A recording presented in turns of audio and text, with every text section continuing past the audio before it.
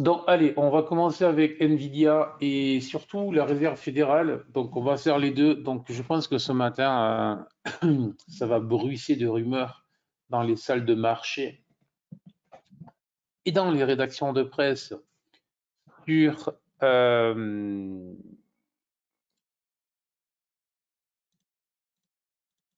sur, je vais y arriver, sur Nvidia. Donc, sans le faire très très long,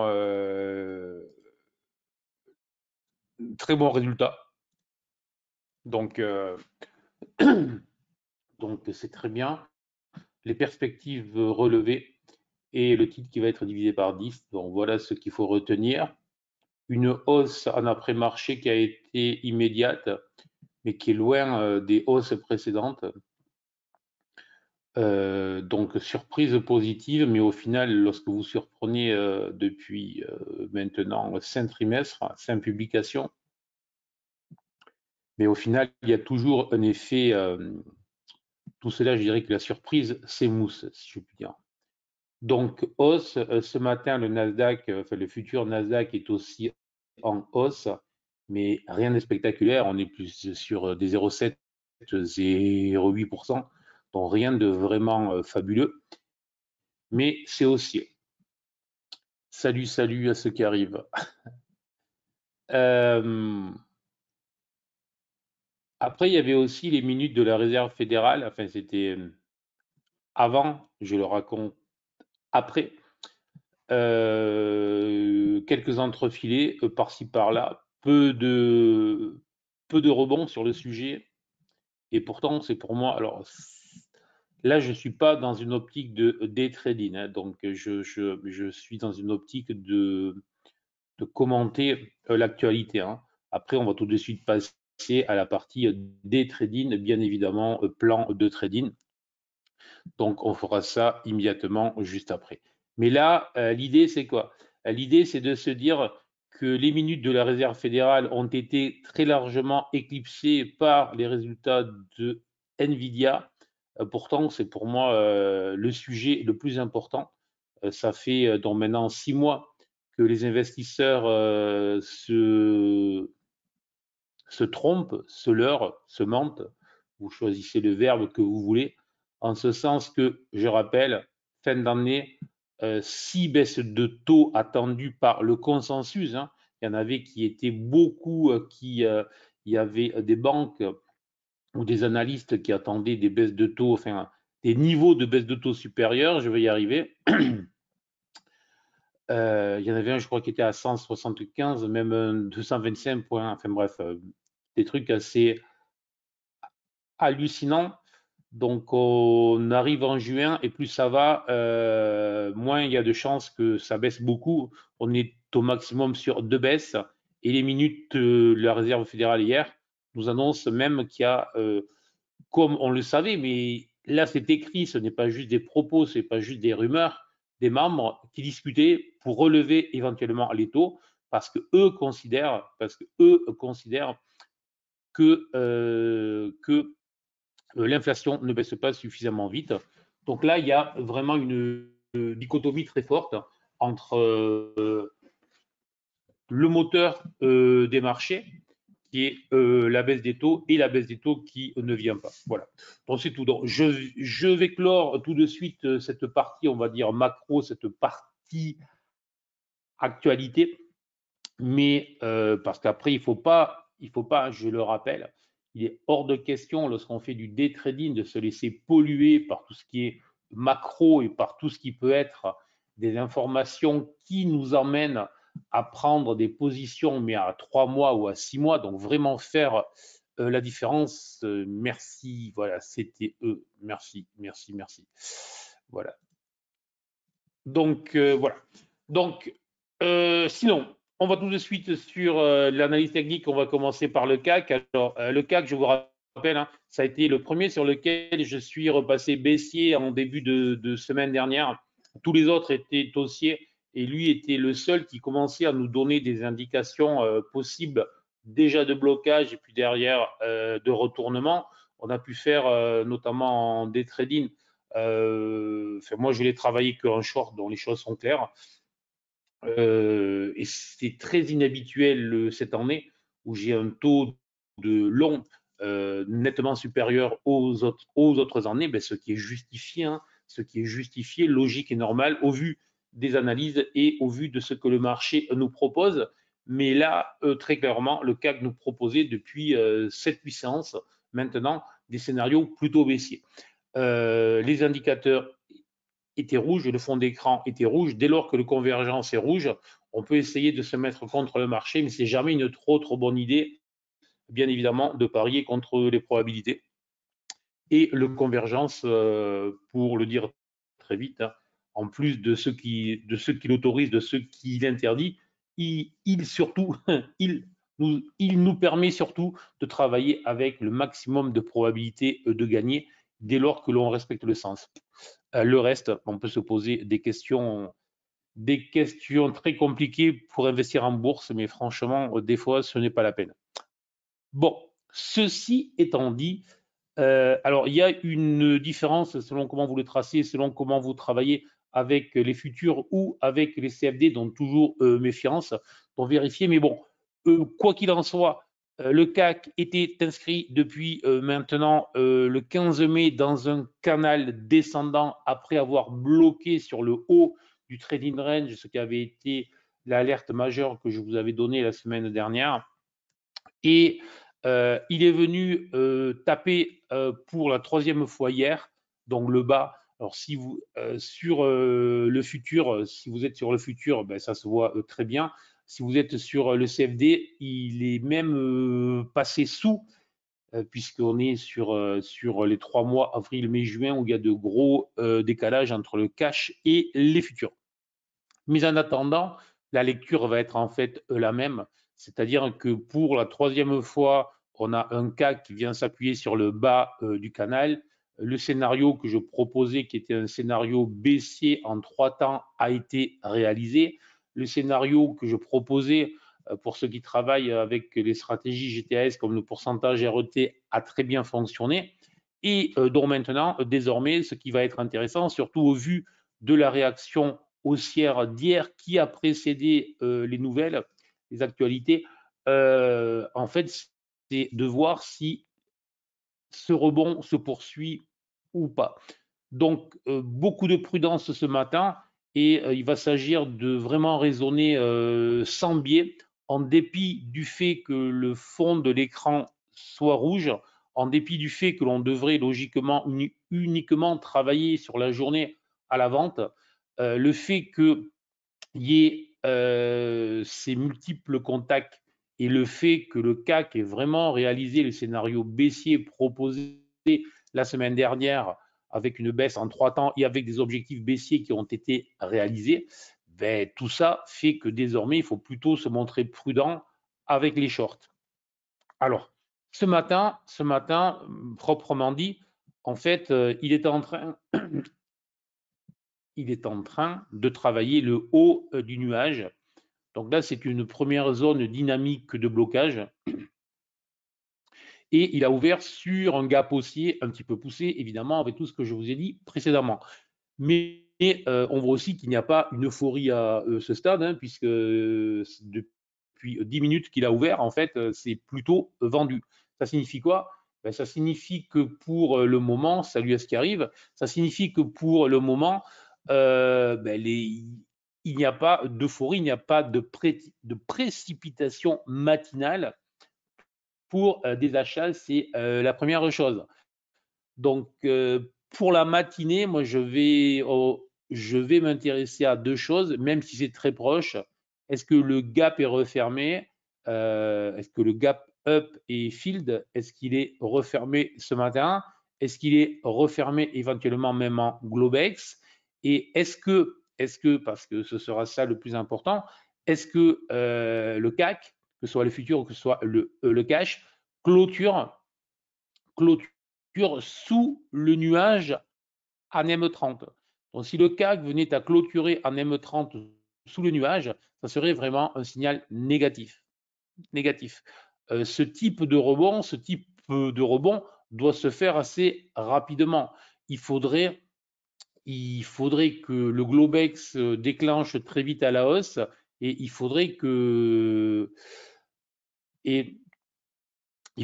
surtout pas que l'on referme le gap. Si je descends sur les UT, parce que c'est ce qu'on va être obligé de faire évidemment ce matin, si je descends sur les UT, je vois que à ce stade, pour le moment, le CAC n'est pas du tout sorti de sa dynamique baissière puisque le BSI long terme est toujours rouge et ça confirme la prudence dont je fais preuve ce matin, hein, c'est-à-dire que laisser vraiment passer le Globex, attendre l'ouverture du cash et après l'ouverture du cash, donc après 9 heures, voir avoir les réponses à ces questions. Est-ce que le gap a été refermé déjà, un?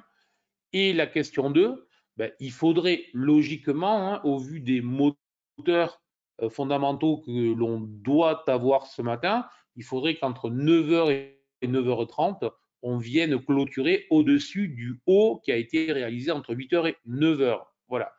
Si ces deux éléments sont présents, le gap qui n'est pas refermé et une clôture au-delà du haut du Globex, donc je répète, le Globex 8h, 9h pour les étourdis, si on a une clôture au-delà de ce niveau-là avant 9h30, à ce moment-là, on peut espérer avoir effectivement tapé un point bas peut-être de court terme hier et avoir une accélération qui serait comprise entre 50 et 70 points peut-être sur la journée. Voilà, donc le scénario, c'est celui-là, le plan pour ce matin, c'est celui-là. Donc c'est un plan contrarien au vu de la dynamique de tous ces derniers jours. Mais quand il y a 10 jours, j'étais baissier alors que tout le monde était plutôt haussier sur le CAC, là aussi on était plutôt contrarien sur les plans. Donc là, mais c'est un plan contrarien avec des exigences très fortes en day trading. Et si jamais je n'ai pas les deux exigences, le gap qui n'est pas refermé et la clôture au-dessus du Globex qui se réalise avant 9h30, à ce moment-là, ben, ça veut dire que je vais rester en mode long short, scalping, sans biais. Et je termine, rappelle ce que j'ai dit, si ça clôture sous le nuage en M30, à ce moment-là, effectivement, ça pourrait indiquer une dégradation, une forte probabilité de revoir les bas d'hier. Est-ce que vous avez des questions ou pas? Bonjour à ceux qui arrivent.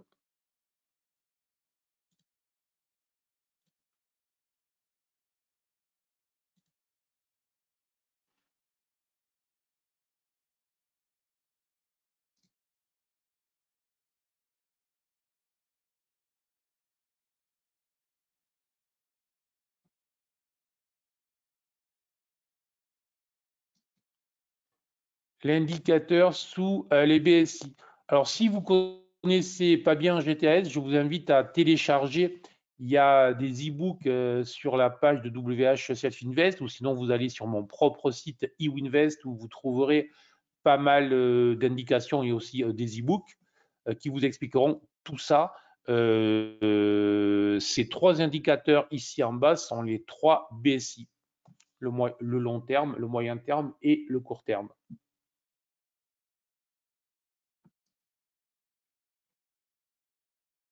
A priori, pas de questions. Ok, ça marche. Allez. Donc, allez, on va sur le DAX. Le DAX, même configuration, moins baissier que le CAC. Là aussi, les choses sont claires depuis plusieurs journées. Dynamique beaucoup plus forte. Là, je suis donc ce qu'il y a de très intéressant avec le DAX, c'est ce qu'il nous a proposé là hier, c'est-à-dire la baisse sous les derniers bas et faire un rebond puissant, plus ce matin ouvrir sur un gap, est toujours quelque chose de très intéressant parce que la probabilité d'avoir une stratégie de type BD fail malgré un environnement qui reste rouge, là aussi, donc toujours un peu de prudence, mais là aussi, on est potentiellement sur un retournement. On a testé le bas, on a potentiellement piégé des vendeurs tardifs hier soir. Non, je ne sais pas qui pouvait s'amuser à vendre avant qu'NVIDIA publie, mais on ne sait jamais. On ne sait jamais, il peut y en avoir. Du coup, ils prennent 100, 130 points dans les dents, ce qui n'est jamais très agréable lorsqu'on commence la matinée. Et donc, ils vont être obligés de se couper au fur et à mesure. Bon, contrairement au cas que les choses sont claires, le DAX repasse au-dessus du nuage et là, on a vraiment potentiellement un signal de contre, hein, donc c'est vraiment un signal de retournement dans un environnement plutôt baissier, mais marqué surtout par le trading range.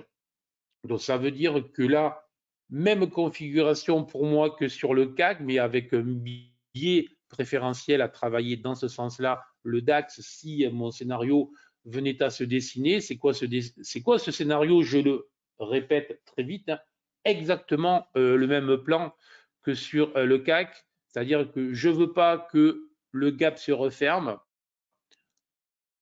avant Globex, même après Globex, évidemment, et je veux avoir une clôture au-dessus du haut du Globex, donc du haut entre du range travail entre 8h et 9h, entre 9h et 9h30. Si c'est le cas, la probabilité que je passe beaucoup plus agressivement à l'achat sera forte, mais je ne rentrerai pas sur niveau, je ne rentrerai pas, je préfère le préciser, sur la clôture au-dessus de 9 heures, hein. C'est juste que mon biais changera et qu'à partir de ce moment-là, je travaillerai en mode scalping uniquement à l'achat tant que le gap ne sera pas refermé. Donc, biais préférentiel à l'achat, même plan que le CAC, mais avec des éléments clairs. Est-ce que c'est clair pour tout le monde?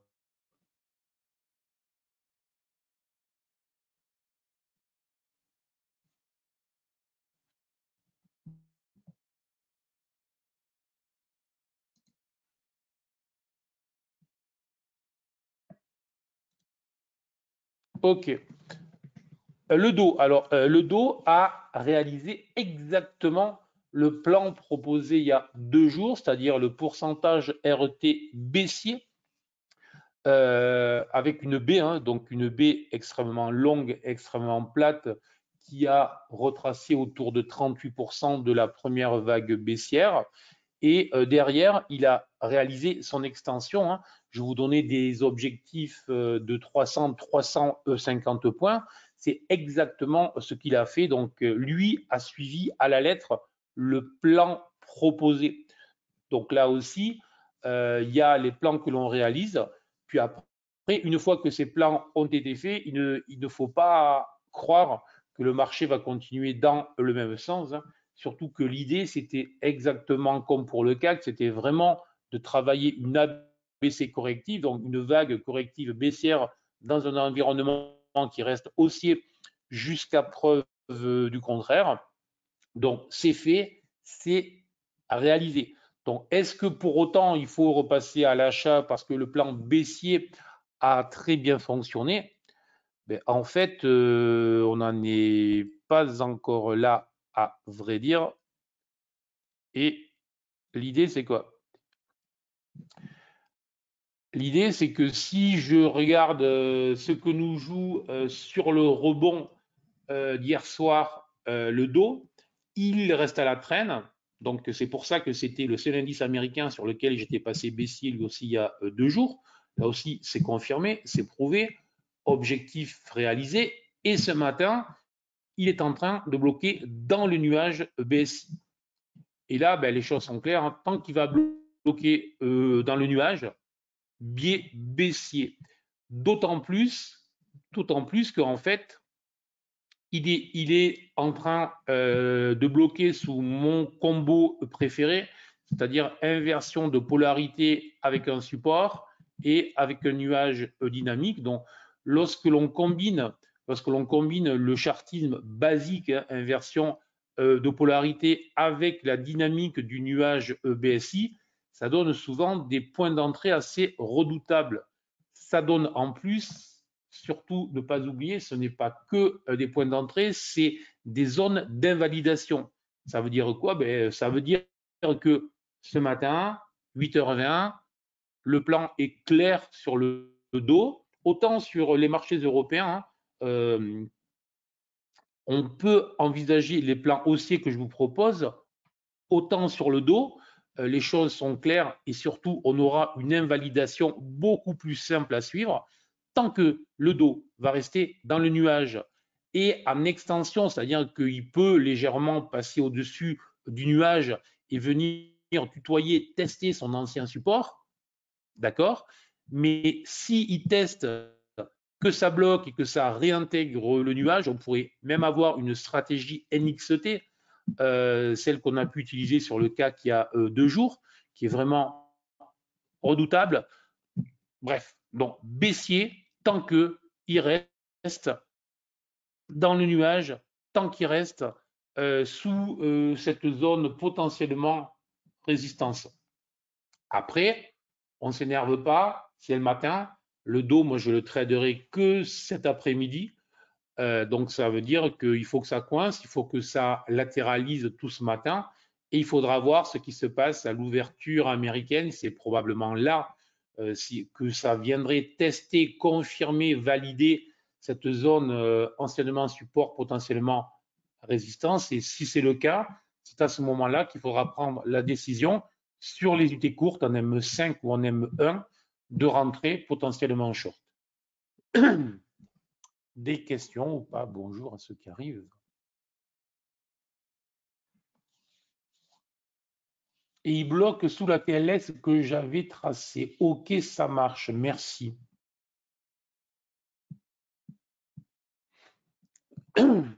Les points pivots avec GTS, tu peux combiner ce que tu veux.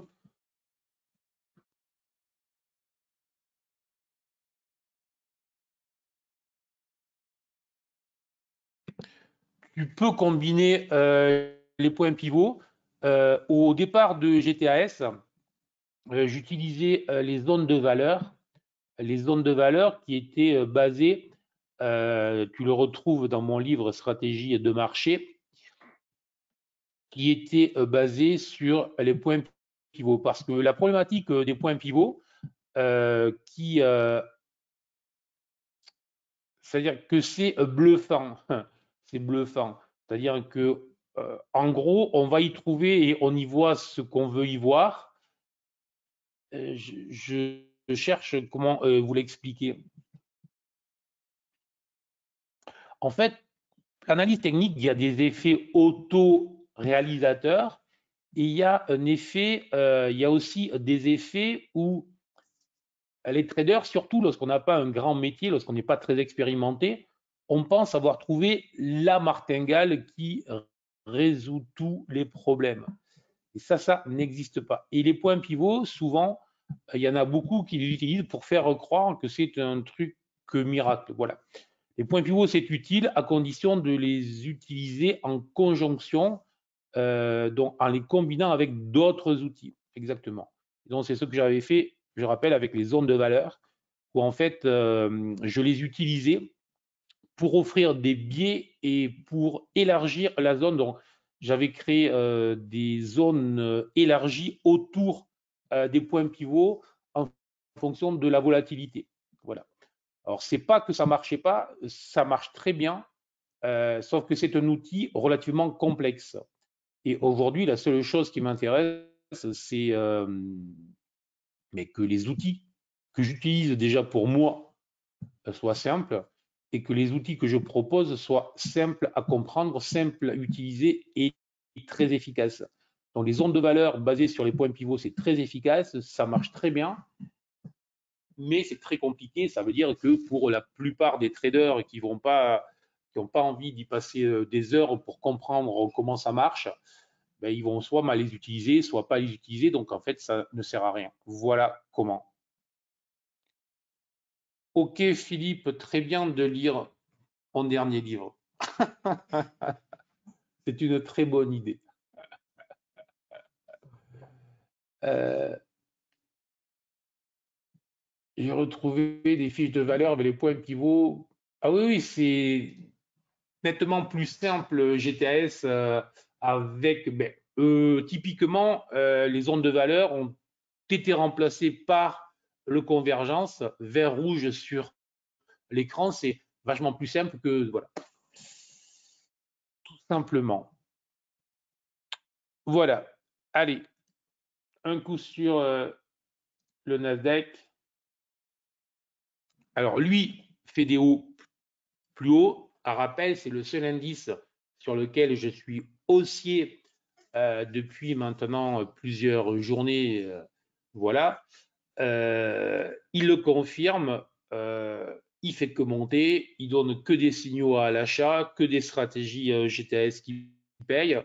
Bref, rien à dire pour le moment. Si je vais sur les UT supérieurs, là aussi, c'est acheteur, c'est confirmé, ça pousse.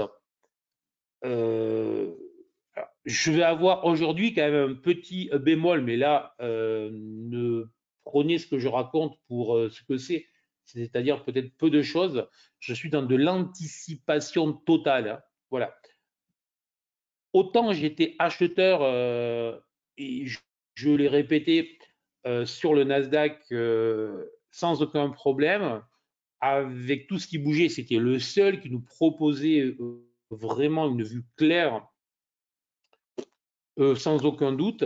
Le CAC, en fait, lui, en sens inverse, et le DO et le DAX, c'était vraiment dans des mix de range. Autant, je vais quand même me méfier de la réaction de l'ouverture des marchés ce jour. Et je dirais que peut-être qu'aujourd'hui, le Dow, j'allais dire, peut-être qu'aujourd'hui, le Nasdaq, je ne le traderai pas et que j'attendrai vraiment la réaction ce soir, la fermeture ce soir, pour voir si, je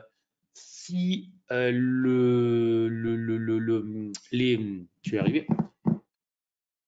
si les perspectives proposées sont réellement achetées jusqu'au bout. Voilà. Donc je vais quand même me méfier. Aujourd'hui, ça pourrait être potentiellement une journée piège. Voilà. Je dis bien potentiellement. Donc je précise totalement ma pensée.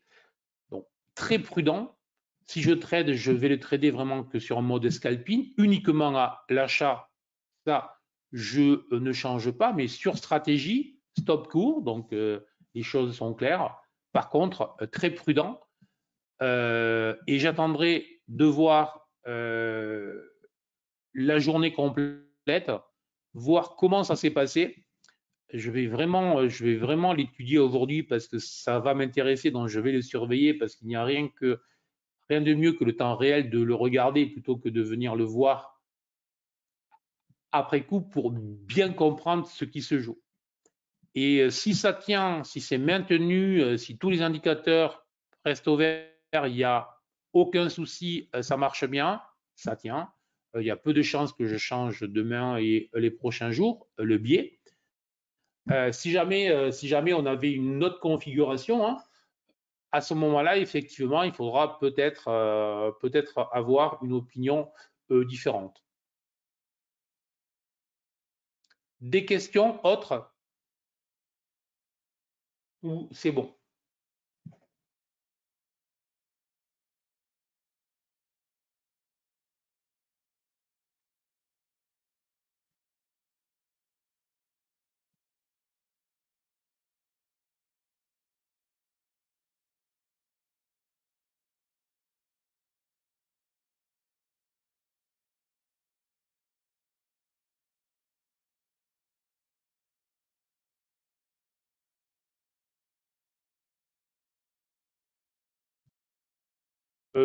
Pas d'autres questions, c'est bon?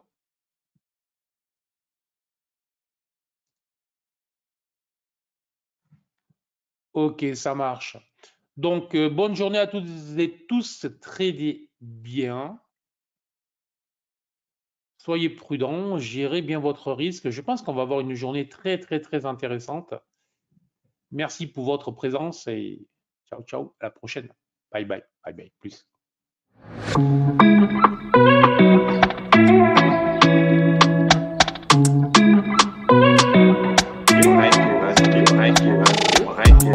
I read